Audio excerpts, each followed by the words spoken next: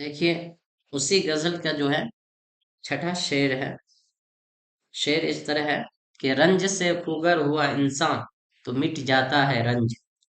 رنج سے پھوگر ہوا انسان تو مٹ جاتا ہے رنج. مشکلیں مجھ پر پڑی اتنی کہ آساں ہو گئی.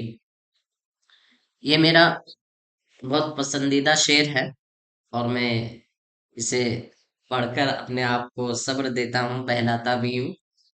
تو دیکھیے اس شعر کا مطلب صاف واضح ہے. غالب کہتے ہیں کہ اس میں کوئی شک نہیں کہ انسانی نفسیات کی بڑی عمدہ تصویر کھینچی ہے غالب نے اس شعر میں. اس میں کوئی شک نہیں ہے کہ انسان پر جب پہلے پہل کوئی مصیبت آتی ہے، ٹھیک ہے، تو انسان اس سے بہت گھبرا جاتا ہے، بہت زیادہ رنجیدہ ہوتا ہے، اس پہ افسوس کرتا ہے اور بہت اداس ہو جاتا ہے.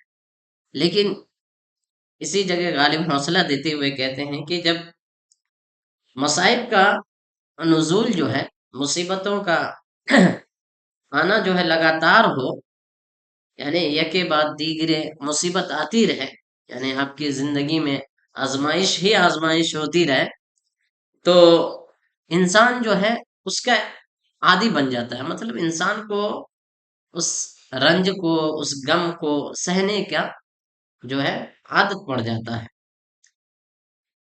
یعنی وہ مشکلات اسے آسان معلوم ہونے لگتی ہے. نہیں اس قدر مصیبت سے وہ لڑتا ہے، تو مصیبت پھر جو سے اداسیاں زندگی میں آتی ہیں، پھر وہ اداسیاں جو ہے اس کا کچھ نہیں بگاڑ پاتی ہے، وہ اسے ہنس کر ٹال دیتا ہے. یادگار